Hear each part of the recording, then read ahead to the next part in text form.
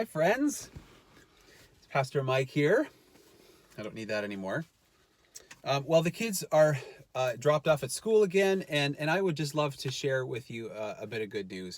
I know that it's been a minute since the last time we chatted, but I'm back because in the last couple of weeks, we've learned that within the church world, another prominent, respected Christian leader seems to have used his position in order to hurt people and to cover it up. It's not important who we're talking about, and I wish that we could say that this sort of thing is rare, but it's not. And sadly, it affects all of us. We feel betrayed and confused and hurt, and some of us want to defend the person, others of us want to point fingers, other people are going to just mock. And we all want to know why. Like, how does this happen?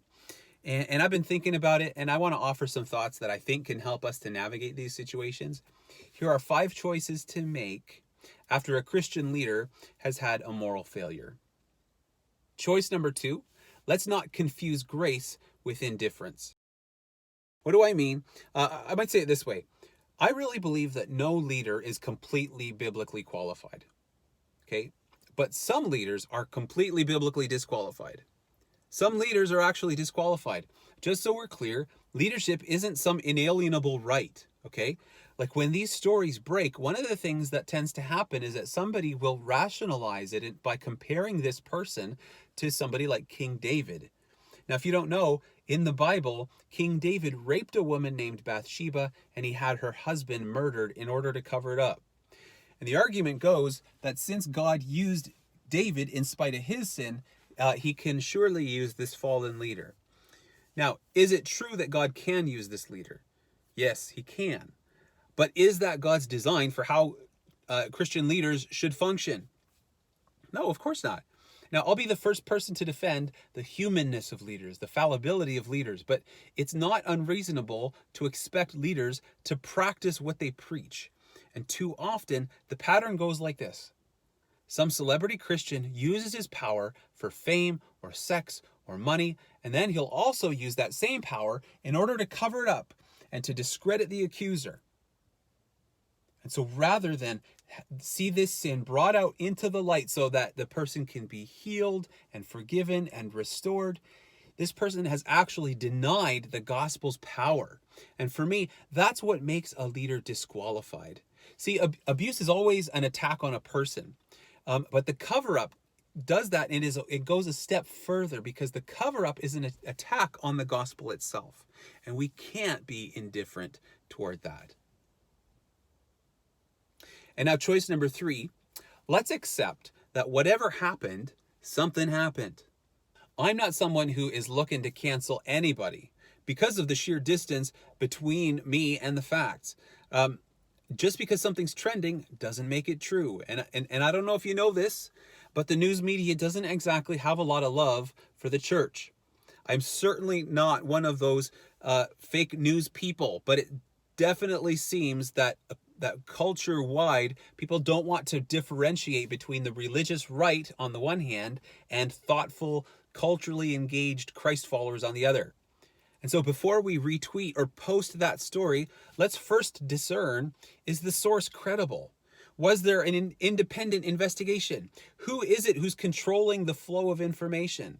Like, who is it who's telling the narrative? And who stands to gain or to lose if the story's true? At the same time, and this is really important, remember that in church culture, bringing up an allegation against a powerful Christian puts the target onto your back and not onto theirs. Like, just so you know, sexual abuse investigations, they're not fun for the accuser, okay? Like, there are really a lot of easier ways to get attention because they have to relive it over and over. Their actions and their choices are scrutinized and called into question. And that's why so few survivors of sexual abuse in particular ever come forward. That's why Church 2 is a thing. And that's why these stories almost never turn out to have been fabricated. Almost never. In other words, when someone comes forward with an allegation, especially of sexual abuse, we should believe them. We should believe them. We may never learn what happened in its totality, but friends, something happened. Choice number 4, let's stand with the survivors. You know, when these stories break, you have a lot of options for what comes next. The most urgent need in that moment, probably, though, isn't for us to understand and kind of reconcile this news with my concept of my hero. Like, that might never happen. It might never happen. And a much more tangible, urgent need is for the survivor to be supported. Like, think of it this way. Suppose you learn that a kid that you went to Bible camp with for years ends up being responsible for a mass shooting, which is awful to think of, I know, but you'd be shocked and confused and upset, and imagine if you could meet the survivors. So like in that case, what are you going to do? Are you going to press them to retell the story over and over just so you can make sure that it was really him? Like, are you going to listen to the story for some flaw that you can exploit and disprove them like an aha? Of course you're not going to do that. And it's kind of the same in a story of immorality. Like, these survivors of these stories have had their lives changed forever. It's often traumatizing. And for them to help us to come to grips, that is not their job. Look, you and I will find another Bible teacher to hitch our wagons to, because there is always more of them. But this survivor needs us. This is the way of Jesus. Jesus is the one who leaves behind the 99 sheep and goes after the one in need. In the same way, we need to be the ones who refuse to abandon the survivors. And of all of the options in the situation, I think priority one really needs to be to support the survivors. Choice number 5 is this: let's remember the gospel. This follows from the last one. When you think about it, these stories kind of shouldn't shock us, right? Will they hurt? Will they disappoint? Sure. Should they shock us, though? No. Not if we believe the gospel. Now, what do I mean? See, I think a lot of us live with this mistaken idea that only monsters are capable of abusing others. And so the idea goes like this: only an evildoer could have done this awful thing. I can't accept that my hero is also an evildoer, and therefore it can't be true. And just so you know, like, that's not Christianity. In Christianity, we are all saints and sinners at the same time. Christians are just people. Christian leaders are just people. Of course they fail. Like, why would we expect otherwise? Why would we assume that they can handle the pressures and the temptations of fame? Like, there's no class in this in seminary. And so if anything, isn't it kind of remarkable that there aren't more of these scandals? And doesn't it also kind of make you wonder whether this sort of thing might be happening a lot more than we realize? See, the gospel says it doesn't matter how famous you are. It doesn't matter how published and rich and powerful you are. It doesn't matter how big your church is. It doesn't matter how many conferences you have been invited to. The gospel says we are all a hot mess. Each of us is a hot mess. You don't matter more to God if you're a celebrity pastor. You don't matter less to God if you are out there in some backwater town limping along in a church where folks are falling asleep through your sermons. The same goes for everybody. No matter what you've done or what's been done to you, no matter what you are good at, and no matter what you will never be good at. Everything that needed to happen in order to earn you a place at God's table, everything that needed to happen in order to make you famous with God has been done for us by Jesus. And like, that is pretty good news. Amen?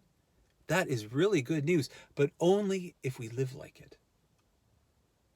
The last choice is really the one that should have come first. Let's not make people into heroes. It's last because if you're in denial about your Christian hero who is embroiled in a scandal, it's already too late this time, but I'm including it here just in case this ever happens again.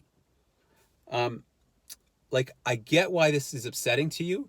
Your hero was this amazing, brilliant, godly person, and in many ways, that was true. And they kept a terrible, selfish secret. And it doesn't invalidate their life's work necessarily. I'm not saying that it invalidates their ministry, but you do need to understand that the person that you believed they were, that person wasn't real and probably never was. Like, let's be honest, this person wasn't your best friend. They weren't your pastor. They weren't a family member. This person wasn't the father or mother you never had. This person never asked to be your pope.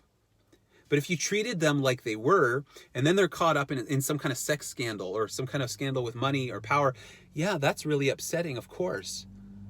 And so bottom line, yeah, let's go ahead and admire and appreciate people, but let's not set them up on this pedestal where we make them the proof to the rest of us that Christianity is true.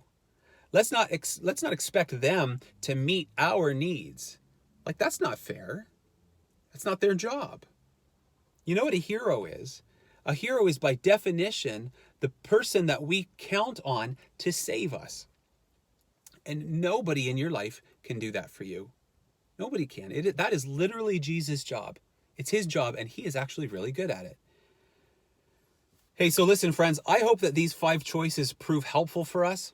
I wish that we could say that we're not going to need them again, but I sort of have this feeling like we will, unfortunately. If this video has been helpful, I'd love for you to go ahead and share it with somebody that you know who needs to hear these things. My name is Pastor Mike from Benediction Church in Hamilton. Hey, thanks so much for watching. I'd love if we could talk again soon. Bye for now.